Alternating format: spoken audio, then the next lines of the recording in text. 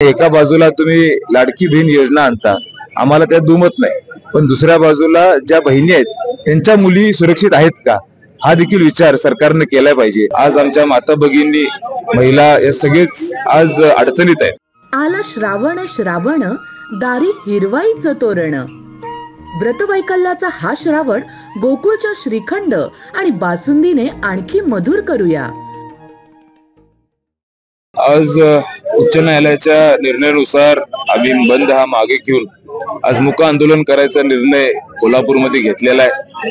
महाविकास आघाडी आणि इंडिया आघाडीच्या वतीनं आज आपल्याला मुख्य आंदोलनासाठी मोठ्या पद्धतीने लोक इथे एकत्र आलेले आहेत। आपल्याला माहिती आहे देशामध्ये चाललेली परिस्थिती, आज आमच्या माता भगिनी महिला या सगळेच आज अडचणीत आहेत आणि मग अशी दुर्दैव परिस्थिती देशामध्ये आम्हा सगळ्यांना बघायला मिळते।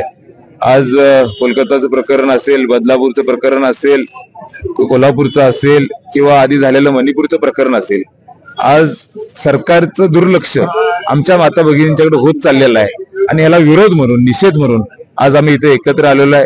आज सरकारची जबाबदारी आहे, यामध्ये कठोर शिक्षा या आरोपींना झाली पाहिजे, याच्यात लक्ष घातलं पाहिजे।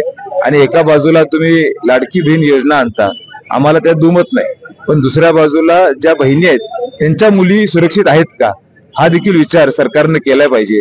आज आमचे सर्व पालक मुलींना शाळेत सोडून जातात आणि मग सुरक्षित न वाटण्याचं परिस्थिती आज या राज्यामध्ये आणि देशामध्ये आलेली आहे। येणाऱ्या पुढच्या काळामध्ये अशी परिस्थिती होऊ नये यासाठी निषेध आज आम्ही सगळेजण इथं निषेध करण्यासाठी इथं एकत्र आलेलो आहे।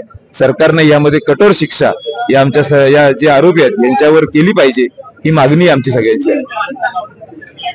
अशाच नवनवीन अपडेट पाहण्यासाठी आमच्या कोल्हापुरी कारभार म्हणजेच KK न्यूज चॅनेलला सबस्क्राईब करा।